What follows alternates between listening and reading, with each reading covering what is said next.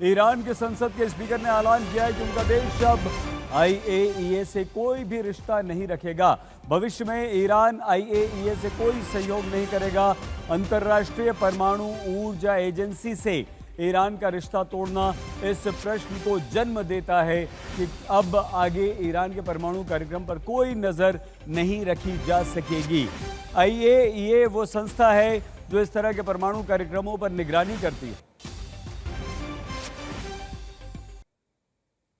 IAEA से अगर Iran भविष्य में कोई संबंध नहीं रखेगा तो फिर ईरान के परमाणु कार्यक्रम को लेकर जानकारी कैसे मिलेगी?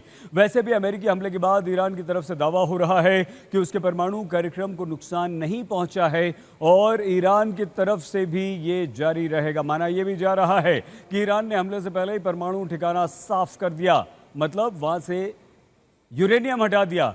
लेकिन ईरान का वो यूरेनियम कहाँ है जिससे दावा है कि भविष्य में 9 परमाणु बॉम्ब तक ईरान तैयार कर सकता है।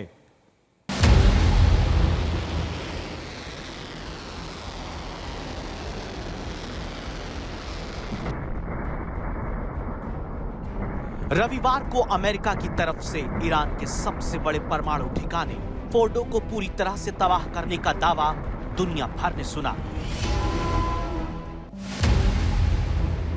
डोनाल्ड ट्रंप की तरफ से कामयाबी का ढोल पीटा गया, लेकिन इन दावों के बाद 2 सवाल सबको खबरदार करते हैं।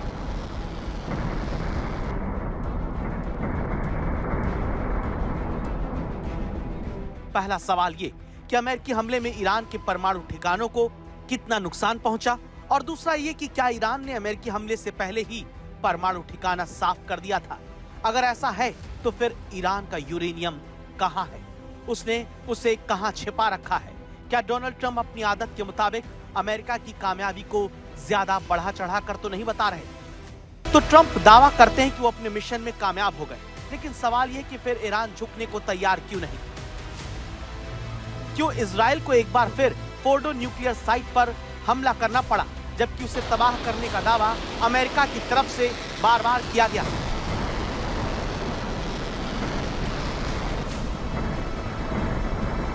इस सवाल का जवाब ताजा सैटेलाइट तस्वीर में नजर आता है, जिसमें फोर्डो प्लांट पर अमेरिकी बम के हमले की वजह से बड़ा गड्ढा दिखता है। जिस इस्फहान न्यूक्लियर कॉम्प्लेक्स में यूरेनियम का गोदाम रखे जाने का दावा था, उसकी सुरंग का मुहाना भी तबाह नजर आ रहा है, और नतांज के परमाणु ठिकाने पर भी बमबारी का साफ असर दिखता है। लेकिन अंतर्राष्ट्रीय परमाणु ऊर्जा एजेंसी यानी IAEA के चीफ राफेल ग्रॉसी जब संयुक्त राष्ट्र सुरक्षा परिषद के सामने अमेरिकी हमले का ब्यौरा पेश करने लगे, तो उन्होंने जो बयान दिया उससे आशंका पैदा होती है कि ईरान का कुछ नुकसान हुआ है या नहीं।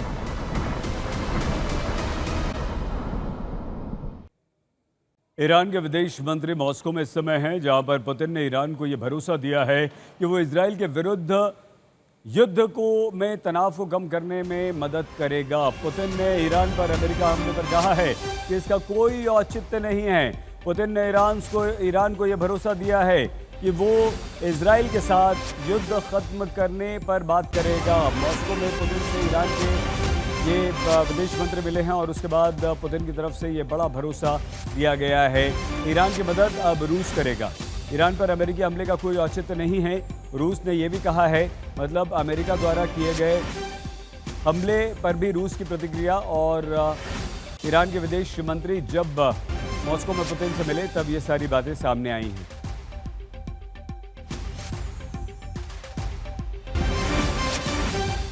तो इस वक्त की बड़ी खबर यही है कि अब रूस और रूस के राष्ट्रपति ईरान के समर्थन में आए हैं।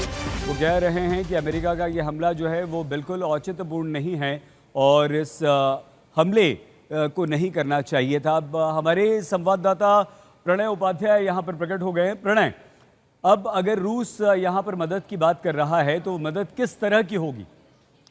देखिए सईद, फिलहाल तो यहाँ पर नैतिक समर्थन के साथ साथ जो है हमदर्दी और साथ साथ बैक चैनल के अंदर रूस अपने प्रभाव का इस्तेमाल करते हुए जिन लोगों से बात कर सकता है वो फिलहाल समर्थन यहाँ पर नजर आ रहा है। क्या रूस वाकई में यहाँ पर किसी तरीके की कोई सैन्य मदद देने जा रहा है? कम से कम इस बारे में एक क्रेमलिन से या कहा जाए मॉस्को से तो फिलहाल चुप्पी है, क्योंकि ये स्पष्ट तौर पर नहीं कहा गया है। लेकिन इतना बयान आना भी अपने आप में मायने रखता है कि हम ईरान के लोगों के साथ खड़े हैं, ईरान के साथ में गलत हुआ है। रूस का ये कहना, साथ ही संयुक्त राष्ट्र सुरक्षा परिषद के अंदर रूस ने चीन के साथ और पाकिस्तान के साथ मिलकर बाकायदा इस पर एक प्रस्ताव लाने का भी प्रयास किया था। हालांकि ये प्रस्ताव नहीं आ पाया, लेकिन रूस का ये समर्थन ईरान के लिए एक बड़ी ताकत का बूस्टर इस समय साबित हो सकता है, खासतौर पर जिस तरीके से ईरान अलग थलग खड़ा हुआ नजर आ रहा है।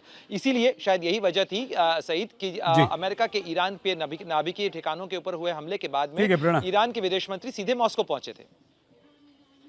प्रणय, आप कुछ देर और बने रहिए, हम और बातचीत आपसे करेंगे। हमारे संवाददाता प्रणय उपाध्याय हमारे साथ लगातार रहेंगे। आपको ये बता दें कि अब सभी की निगाहें जो हैं वो रूस पर टिकी हुई हैं और ये समझने के लिए कि आखिर पुतिन अब किस तरह से ईरान की मदद करेंगे। ये मदद हथियारों की होगी, परमाणु कार्यक्रम से जुड़ी मदद होगी, या फिर खामनेई की सत्ता को ईरान में अमेरिका इजराइल के आगे बचाने वाली सहायता रूस करेगा। रूस आखिर करेगा क्या? रूस क्या सीधे युद्ध में उतरेगा? क्या हथियार देगा? या अगर रूस ने कहा है कि हम तनाव खत्म करने में मदद करेंगे तो वो मध्यस्थता करेगा क्या?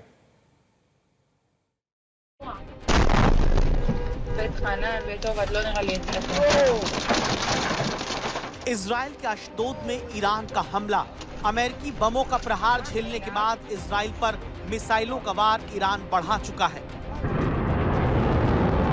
इस वक्त ईरान इजराइल के खिलाफ खैबर शेकन मिसाइल से वार कर रहा है। इसके साथ ही इमाद बैलिस्टिक मिसाइल ईरान चला रहा है और फतह 1 मिसाइल लगातार इजराइल पर ईरान दाग रहा है।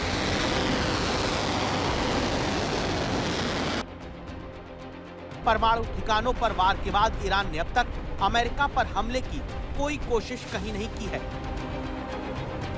तो सवाल है कि फिर रूस के पास ईरान किस बात की मदद मांगने गया है? ईरान के विदेश मंत्री ने रूस के राष्ट्रपति पुतिन से मुलाकात की है। इस मुलाकात में रूस के राष्ट्रपति पुतिन का शुक्रिया ईरान करता है। अब सवाल है कि आखिर ईरान इजराइल की जिस लड़ाई में अपना B-2 बॉम्बर लेकर अमेरिका ईरान के खिलाफ घुस चुका है, वहां पुतिन क्या मदद खामेनी की करेंगे? क्या रूस ईरान को परमाणु हथियार देने में मदद कर सकता है? इस अंदेशे का आधार रूस के ही पूर्व राष्ट्रपति दिमित्री मेदवेदेव का रविवार को सामने आया ये दावा है। उन्होंने एक सोशल मीडिया पोस्ट पर लिखा कि ईरान को अमेरिका के खिलाफ न्यूक्लियर हथियार देने के लिए कई देश राजी हैं। जानकार कहते हैं कि ईरान को रूस या किसी और देश से न्यूक्लियर हथियार की मदद मिल जाएगी, ये कोई हलवा काम नहीं, ऐसा असंभव है। तो अब दूसरा सवाल है, क्या रूस हथियारों को लेकर ईरान की मदद करेगा? ईरान के पास मिसाइल का जखीरा है, लेकिन मिसाइल से बचने वाली डिफेंस प्रणाली ईरान की फेल हो चुकी है। तभी तो B-2 बॉम्बर अमेरिका का आया और ईरान के परमाणु ठिकानों पर हमला करके चला गया। ईरान एक मिसाइल तक नहीं दाग पाया। ये तेहरान में सोमवार का हाल है। इजराइल जब जहां जैसे चाह रहा है वैसे ईरान को मार रहा है, क्योंकि ईरान का मिसाइल डिफेंस सिस्टम फेल हो चुका है। यही बात पुतिन भी पहले कह चुके हैं। यानी माना जा रहा है कि हो सकता है पुतिन अब ईरान को मिसाइल डिफेंस सिस्टम वाली मदद दें। इससे ईरान फिलहाल इजराइल के सामने लड़ाई में मजबूत होकर लड़ पाएगा। पुतिन की तरफ से S-400 या S-500 डिफेंस सिस्टम ईरान को मिलेगा तो सिर्फ इजराइल की मिसाइल से ही ईरान नहीं लड़ पाएगा, बल्कि ईरान अपने सर्वोच्च लीडर आयतुल्ला अली खामनेई की सत्ता भी शायद बचा पाए। आप कहेंगे कैसे? इनसे मिलिए, ये हैं रेजा शाह पहलवी, ईरान के निर्वासित क्राउन प्रिंस हैं। ये दावा कर रहे हैं कि जल्द ही ईरान में खामनेई और उनका परिवार देश छोड़ने वाला है। क्या वाकई खामनेई की सत्ता खतरे में है और पुतिन उसे बचाने में ईरान की मदद कर सकते हैं? सवाल की वजह के लिए आपको ईरान में अमेरिकी हमले के बाद रक्षा मंत्री पीट हेग्सेथ का बयान सुनना होगा। हमले के बाद जो अमेरिका कहता आया कि उसके हमले का मकसद केवल ईरान के न्यूक्लियर प्रोग्राम पर वार करना है, अमेरिका की चाहत ईरान में सत्ता बदलने की नहीं है। उसी अमेरिका के राष्ट्रपति डोनाल्ड ट्रंप रक्षा मंत्री के बयान के कुछ देर बाद सोशल मीडिया पर एक पोस्ट करते हैं। लिखते हैं कि अगर मौजूदा ईरानी शासन ईरान को फिर से महान बनाने में असमर्थ है तो शासन परिवर्तन क्यों नहीं होगा। इसके बाद ट्रंप ने लिखा मीगा यानी मेक ईरान ग्रेट अगेन। तो क्या ट्रंप का अगला मकसद खामेनेई को हटाना है? और तब क्या ईरान पुतिन से अगली मदद यही चाहेगा कि वो खामेनेई के सत्ता का संरक्षण अमेरिका और इजराइल के सामने करें? संभव है कि यही इस वक्त की वो असली मदद है जो पुतिन से ईरान चाहता है, और पुतिन ये मदद कर भी सकते हैं। याद करिए, जब अमेरिकी हमले से पहले पुतिन से खामेनेई पर हमले की आशंका से जुड़ा सवाल हुआ तो पुतिन ने क्या कहा? अब रूस क्या मदद करेगा, कैसे मदद करेगा, कितनी मदद करेगा, इस पर ही अगला खबरदार करता हमारा प्रश्न है, क्योंकि पुतिन ने यह भी कहा है कि रूस अपनी ओरेश्निक मध्यम दूरी की हाइपरसोनिक मिसाइल का उत्पादन बढ़ा रहा है, जैसे उसने पिछले नवंबर में पहली बार यूक्रेन के विरुद्ध लॉन्च किया था। तो पुतिन का ईरान को बड़ा भरोसा है और वो भरोसा ये है कि वो मदद करेगा। लेकिन अब ये है कि मदद वो क्या होगी। मदद की बात तो कर दी है, लेकिन मदद क्या होगी वो नहीं किया। मॉस्को में पुतिन से ईरान के विदेश मंत्री जाकर मिले हैं। पुतिन ने यह कहा है कि हम तनाव कम करेंगे, तनाव कम करने में आपकी मदद करेंगे, लेकिन आप मदद कैसे करेंगे, क्या मदद करेंगे, इस बारे में अभी कोई जानकारी रूस की तरफ से नहीं आई है। तो बड़ी खबर इस समय की यही है कि रूस ईरान के समर्थन में तो आया है, रूस ने ईरान को मदद का भरोसा तो दिया है, लेकिन रूस की तरफ से ये बात सामने नहीं आई है कि वो किस तरह की मदद करेगा। हाँ, रूस ने यह ज़रूर कहा है कि हम तनाव को कम करने में आपकी मदद करेंगे। तो तनाव कैसे कम होगा? तनाव युद्ध से तो कम होगा नहीं। तो क्या रूस के राष्ट्रपति अमेरिका और इजराइल से बात करेंगे? रूस अपनी ओरेश्निक मध्यम दूरी की हाइपरसोनिक मिसाइल का उत्पादन बढ़ा रहा है, जिससे पिछले वर्ष नवंबर में यूक्रेन के विरुद्ध उसने लॉन्च किया था। इस मिसाइल का उत्पादन रूस बढ़ा रहा है। तो क्या उद्देश्य ये है कि अगर ईरान इजराइल युद्ध में अमेरिका की एंट्री के बाद स्थिति बिगड़ेगी और बिगड़ेगी तो रूस अपने क्षेत्र में अपनी तैयारी के लिए इस मिसाइल का उत्पादन बढ़ा रहा है?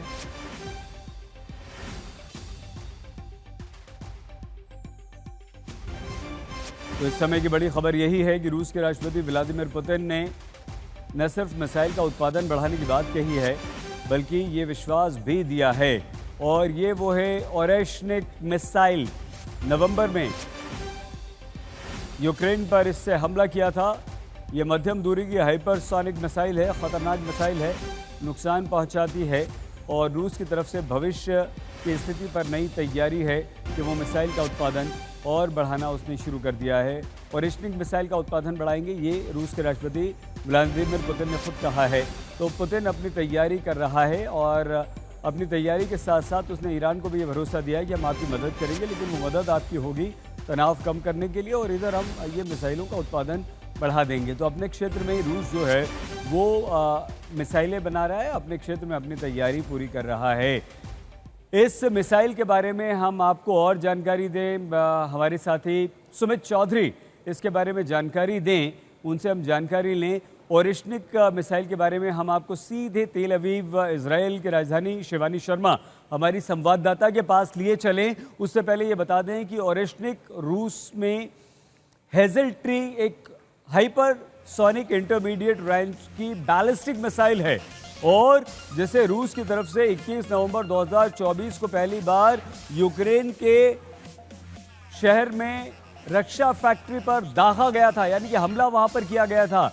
रूस ने यह भी दावा किया है कि यह मिसाइल पश्चिमी एयर डिफेंस सिस्टम को भेद सकती है, और ये देखिए यहाँ पर ये मिसाइल है, ये भेज सकती है मैक 11 यानी कि 12,300 किलोमीटर प्रति घंटा की गति से उड़ान भर सकती है। जबरदस्त इसकी रफ्तार है। रूस ने यह भी दावा किया है कि मिसाइल इतनी तेज है कि इसे रडार या कोई भी एयर डिफेंस सिस्टम जैसे थर्ड से ट्रैक करना असंभव है। रेंज इसकी कहां तक मार कर सकती है? 5,000 से 5,500 किलोमीटर तक ये मार कर सकती है। इसकी जबरदस्त रेंज है।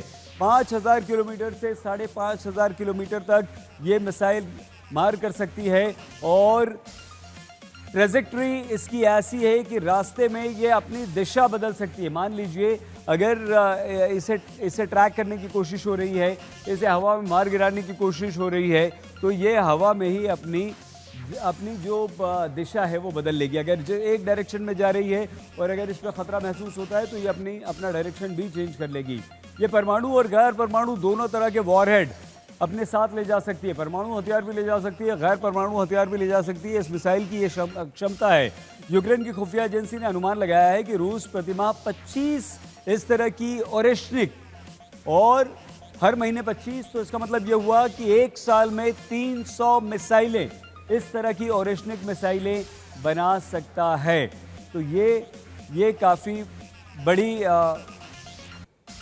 मिसाइल है, बड़ी ख़तरनाक मिसाइल है, जिसका उत्पादन जो है करने का रूस ने संकेत दिया है, और रूस ने कहा है कि वो इस मिसाइल का उत्पादन करेगी। हमारे दोनों संवाददाता सुमित चौधरी और शिवानी शर्मा तेल अवीव आपको सीधे लिए चलते हैं। स्थिति इस समय शिवानी क्या है?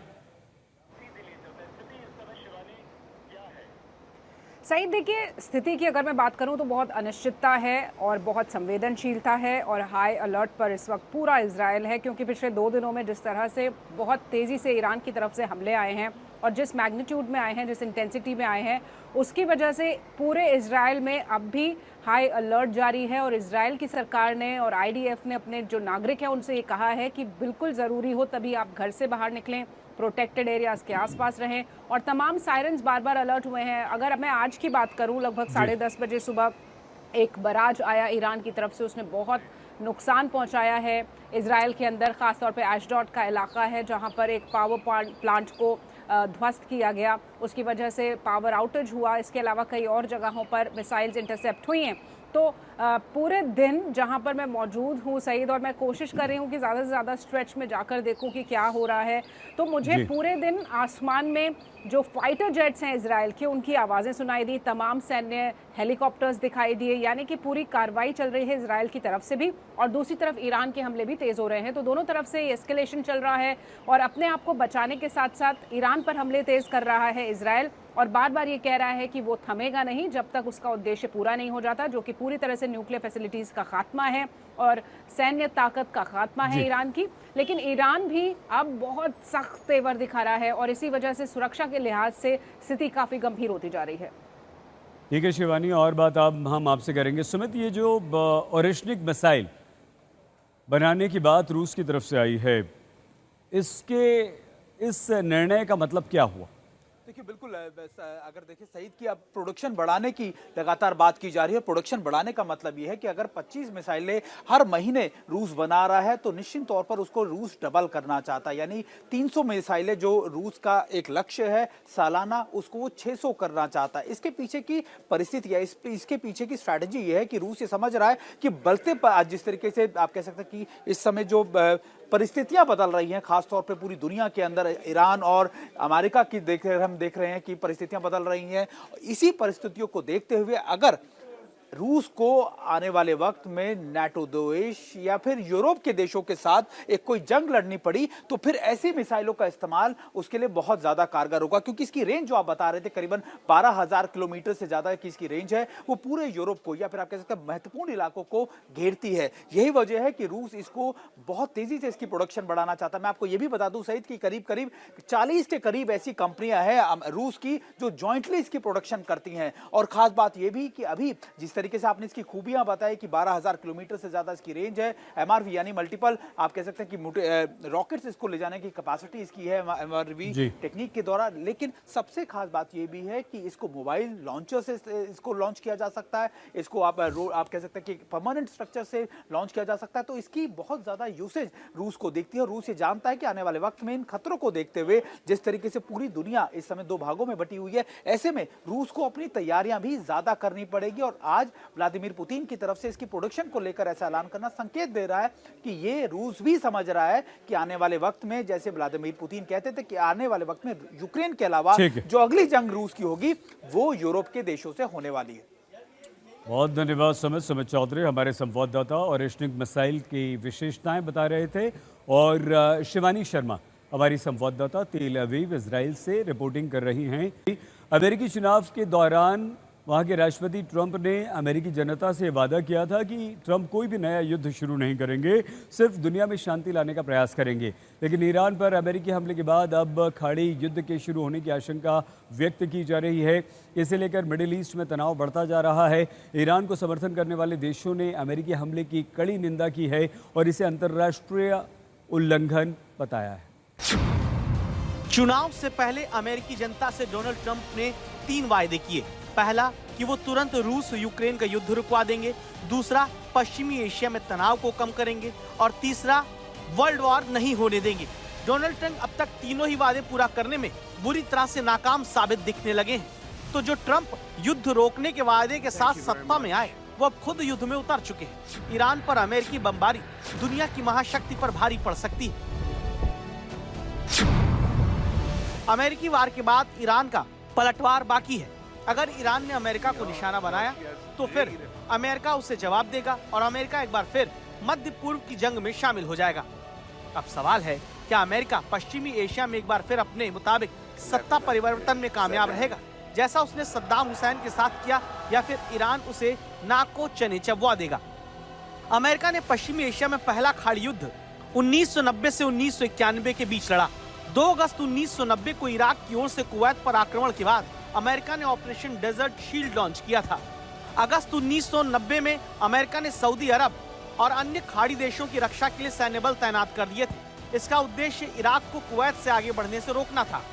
इसके बाद उसने ऑपरेशन डेजर्ट स्टॉर्म शुरू किया। 17 जनवरी 1991 को ये बड़े पैमाने पर किया गया हवाई और जमीनी हमला था, जिसमें अमेरिका के नेतृत्व में गठबंधन सेनाओं ने इराकी सेनाओं को कुवैत से खदेड़ दिया था। यह ऑपरेशन 28 फरवरी 1991 को खत्म हुआ, जब कुवैत मुक्त हुआ। अमेरिका ने गठबंधन सेनाओं का नेतृत्व किया, जिसमें 34 देश शामिल थे। इसके एक दशक बाद दूसरा खाड़ी युद्ध हुआ, जो 2003 में 20 मार्च को शुरू हुआ, जब अमेरिका ने इराक पर हमला किया। अमेरिका ने दावा किया कि इराक के पास सामूहिक विनाश के हथियार यानी WMD हैं। अमेरिका ने ब्रिटेन के साथ मिलकर सद्दाम हुसैन के शासन को उखाड़ फेंका। अब तीसरी बार अमेरिका के खाड़ी युद्ध में उतरने की आशंका है। ईरान के फोर्डो, नतांज और इस्फहान परमाणु ठिकानों को जिस तरह से अमेरिका ने निशाना बनाया, उसके बाद यह आशंका है कि एक नया खाड़ी युद्ध शुरू हो सकता है। सवाल है कि क्या ये तस्वीरें इतिहास में अमेरिका के तीसरे खाड़ी युद्ध के तौर पर याद की जाएंगी? ईरान के पास पत्ते ऐसे वाले हैं कि अभी भी पहले भी हमारे सहयोगियों ने मेंशन किया कि अगर ये जो तेल का रास्ता है उसको बंद कर देते हैं तो आप क्या कर लेंगे? आप ईरान के ऊपर और बमबारी कर देंगे। अगर ये जो बेसिस के ऊपर अटैक करते हैं, आप ये मत भूलिएगा कि जितने अरब देश हैं आसपास, जो अरब देशों की जो सत्ता है उसका एक मापदंड है इस सारे मामले को देखने का, और जो उनकी जनता है उसका एक दूसरा मापदंड है ये सारे मामले को देखने का, और उसके बीच में एक विरोधाभास है। जो आपकी रियासतें हैं वो शायद अमेरिका और इजराइल का शायद गुमगु करके समर्थन करती हैं, लेकिन जो जनता है वहां पर वो इसको इस्लाम के खिलाफ एक युद्ध मानती है। बेशक वो शिया सुन्नी हो, उससे फर्क नहीं पड़ता। अभी तो क्रिश्चियंस और ज्यूज अटैक कर रहे हैं ना इनके ऊपर, तो वहां पर भी एक विरोधाभास है, उसको भी संभालना पड़ेगा। ट्रंप का चुनावी अभियान इस बात पर आधारित था कि वो अमेरिका को दूसरी जंगों में नहीं झोंकेंगे, लेकिन अगर इस बार ट्रंप इजराइल के साथ मिलकर ईरान पर हमला और करते हैं तो अमेरिकी जनता कहेगी कि वो भी बाकी राष्ट्रपतियों जैसे ही निकले।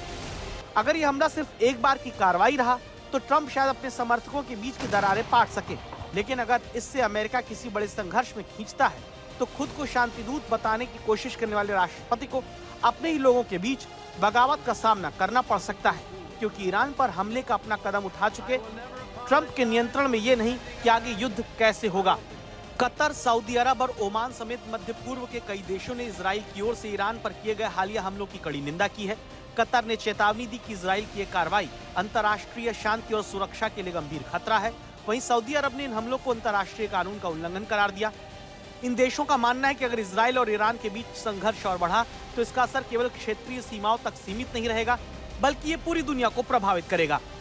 जिस तरीके से हम देख रहे हैं तबाही तेल अवीव में मचाई है, हाइफा में हुआ है, साफ दर्शाता है कि पलटवार जो ईरान कर रहा है उसमें ठान ली है कि हम तो डूबे सनम, तुम्हें भी ले डूबेंगे। हम तो गए। हम ईरान को मालूम है कि इसको ज़्यादा ईरान के साथ आज की तारीख में कोई खड़ा नहीं दिख रहा है। सब कोई सहानुभूति दिखा रहा है, सब कोई बोल रहे हैं, पर खड़ा कोई नहीं दिख रहा है। ईरान की लड़ाई ईरान लड़ रहा है, और लेकिन जिस तरीके से पलटवार किया है ईरान ने, वाकई काबिल तारीफ। ये नहीं हम कहेंगे कि इजराइल ने जिस प्रकार से नुकसान पहुंचाया है ईरान का, बहुत ज़बरदस्त, लेकिन कौन सोच सकता था कि ईरान अपने बचे हुए सिर्फ मिसाइल और अब लड़ाई है सिर्फ मिसाइल्स की और इंटरसेप्टर्स की और इसराइल के इलाके की, क्योंकि इसराइल भी सिर्फ 420 किलोमीटर लंबा और 135 किलोमीटर चौड़ा, इतने से इलाके में पूरे उनके सारे के सारे मिलिट्री इंस्टॉलेशन भी और उनके आबादी भी उसी के बीच में है। हर मिसाइल बहुत नुकसान पहुंचा रही है और इतना नुकसान शायद इसराइल ने आज तक न झेला होगा। पश्चिमी एशिया के देश भले ही अभी अमेरिका को लेकर ज्यादा सख्त ना हो, लेकिन जनता का दबाव उनके और अमेरिका के हालात खराब कर सकता है। इसलिए ईरान के संभावित जवाबी हमले की आशंका के बीच अमेरिका ने क्षेत्र में अपनी सैन्य मौजूदगी को मजबूत कर रखा है। इस समय अमेरिका के हजारों सैनिक और दर्जनों लड़ाकू विमान मध्य पूर्व के कई देशों में तैनात हैं।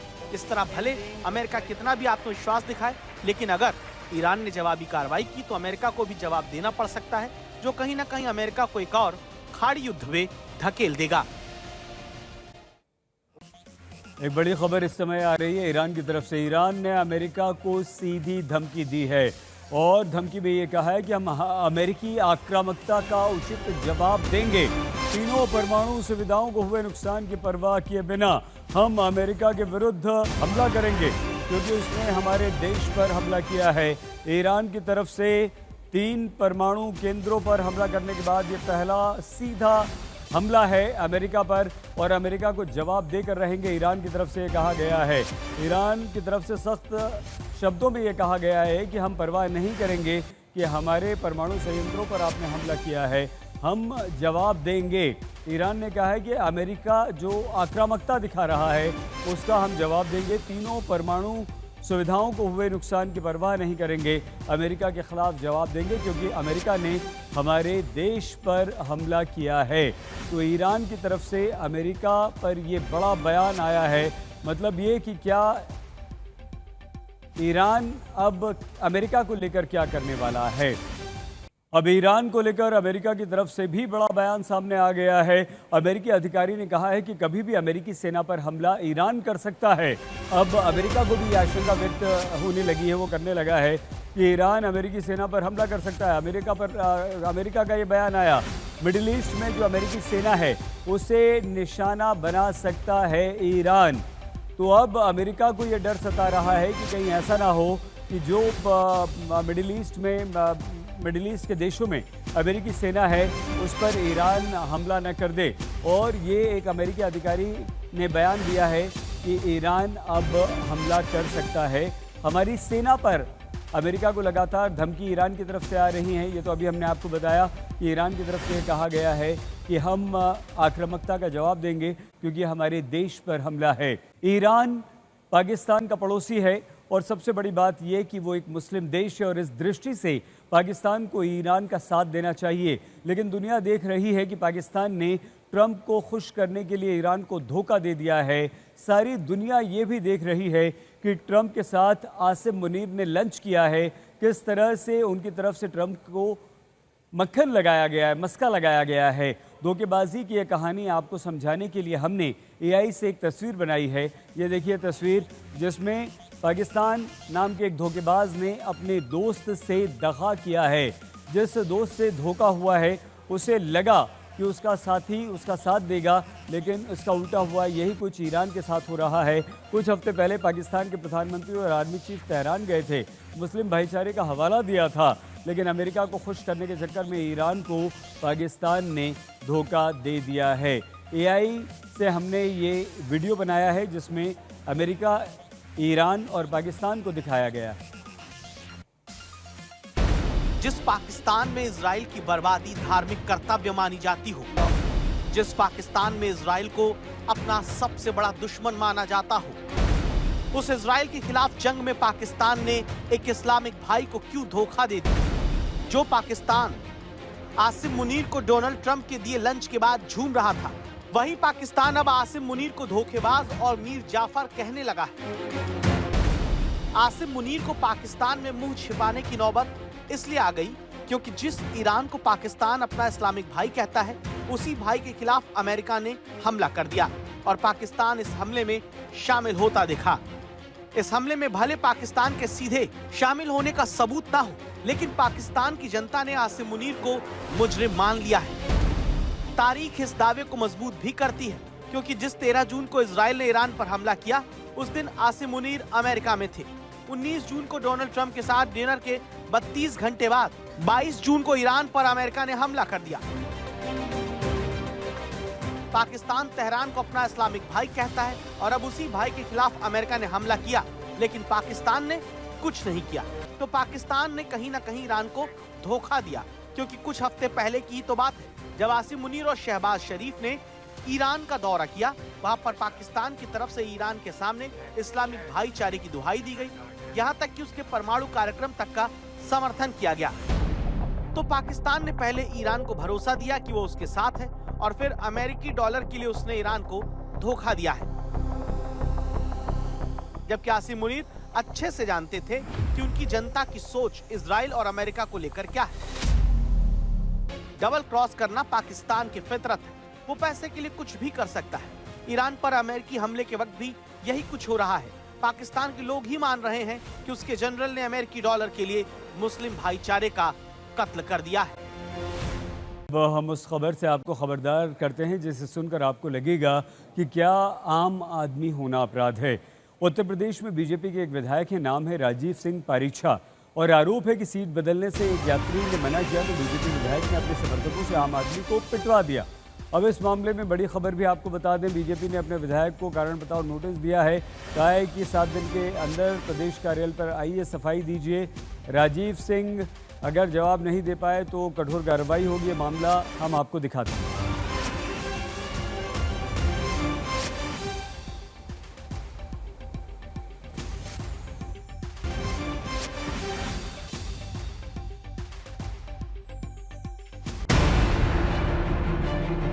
इस खबर के 2 किरदार हैं।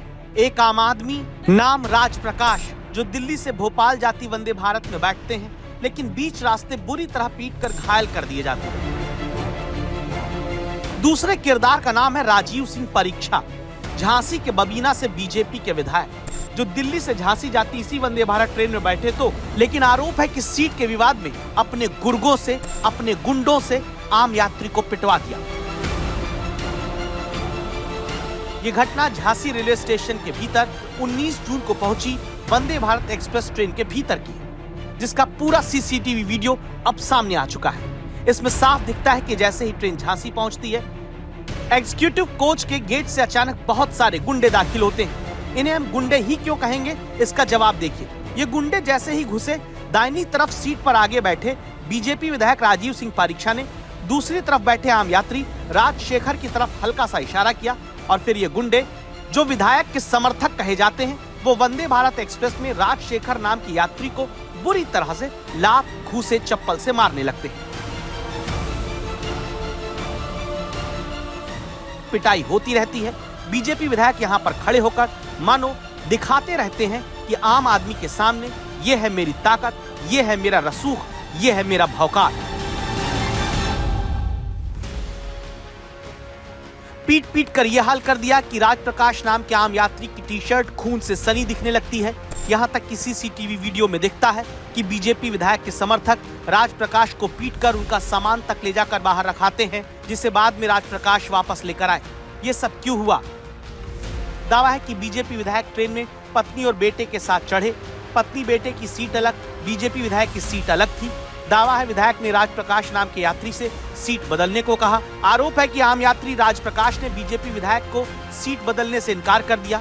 आरोप है कि फिर विधायक के समर्थकों ने ट्रेन झांसी पहुंचने पर बुरी तरह राज प्रकाश को पीट दिया। अब विधायक जी को सुनिए, जो कहते हैं कि उन्हें नहीं पता क्या हुआ था, कौन लोग थे जो पीट कर चले गए। विधायक जी, आज वंदे भारत में एक मामला चल रहा है, देखना विधायक जी यहाँ पे कुछ वहाँ पर विवाद हुआ है, क्या है पूरा मामला? आप भी यात्रा कर रहे हैं, हम सब लिखित में देंगे आपको जी, ट्वीट के माध्यम से सारी बात बताएंगे। नहीं, क्या मामला था सब बता रहे हैं आपको। आप यात्रा कर रहे थे परिवार के साथ? हम वो तो सही बात है, बताएंगे, सब बताएंगे। सर, पूर्व मंत्री ने आपके समर्थकों पर आरोप लगाया है कि झांसी स्टेशन पे उनके साथ मारपीट। हमें ऐसी जानकारी नहीं है, अगर जानकारी हम करते हैं क्या मामला है। तो कुछ आपने एक शिकायत भी की थी 4 साढ़े 4 बजे करीब। हम सब आपको सारी चीजें हम आपने कोई शिकायत की थी, उसमें कुछ आपके साथ में विस्तार से बता रहे हैं ना आपको। थोड़ी देर में हम सब भी अपना पक्ष रखेंगे। बताइए, मारपीट का वीडियो भी आया है, उसको खून निकल रहा है और उसमें भी जानकारी नहीं, हमें भी जानकारी करते हैं, बताते हैं। तो सर आपके समर्थकों ने जो उनके आरोप हैं कि आपके समर्थकों ने मारपीट की है, हम क्या तो वो आरोप जानकारी झूठे नहीं हैं है, सर? हम तो जानकारी करेंगे ना पूरी, किससे लड़ाई हुई, किससे झगड़ा हुआ। यही विधायक जी दावा है कि खुद को बचाने के लिए झांसी जीआरपी में एक एनसीआर दर्ज कराते हैं, जिसमें आरोप लगाते हैं कि दूसरे यात्री पैर फैलाकर बैठे थे, अशोभनीय बात कर रहे थे। विधायक के मुताबिक यात्री ने ही अपने लोगों को बुलाया, जिनका उनके समर्थकों से विवाद हुआ, लेकिन विधायक की मासूमियत सीसीटीवी कैमरे से खुल गई। बीजेपी विधायक ने एक मासूम सी कहानी एनसीआर में दर्ज कर बता दी, लेकिन इस कहानी की सच्चाई अब सामने आई है जब सोशल मीडिया पर एक दूसरा वीडियो वायरल हुआ है। इस वीडियो में साफ तौर पर एक यात्री की पिटाई होते देखी जा सकती है, और वो भी बीजेपी विधायक राजीव सिंह पारीचा की मौजूदगी में। बीजेपी विधायक राजीव सिंह परीक्षा के साथ जो बॉडीगार्ड तस्वीर में दिखता है, वही देखिए सीसीटीवी कैमरे में भी यात्री को ट्रेन के भीतर पीटता नजर आता है। इसी से अंदाजा लगा लीजिए बीजेपी विधायक कितने निर्दोष हैं, कितने मासूम हैं। अब सवाल है, क्या इनके अपराध की सजा इन्हें मिलेगी, या फिर सत्ता के दम पर आम यात्री को पीटने वाले विधायक के खिलाफ मामला रफा दफा हो जाएगा। टीम इंडिया के उपकप्तान ऋषभ पंत ने इतिहास रच दिया है। पंत ने लीड्स में टेस्ट की दोनों पारियों में शतक जड़ दिया है, और यह करिश्मा करने वाले पंत भारत के पहले विकेटकीपर बल्लेबाज हैं। दुनिया में 2 ही विकेटकीपर बल्लेबाज ऐसे हैं जो ये करिश्मा कर पाए। पंत से पहले जिम्बाब्वे के एंडी फ्लावर ने 2001 में दोनों पारियों में शतक जड़ा था। एक टेस्ट की दोनों पारियों में शतक जमाने वाले एंडी फ्लावर के बाद दुनिया के दूसरे विकेटकीपर बल्लेबाज ऋषभ पंत बन गए हैं। एंडी फ्लावर ने देखिए 142 और 199 नॉट आउट बनाए थे, और ऋषभ पंत ने भी दोनों पारी में शतक जड़ दिया है।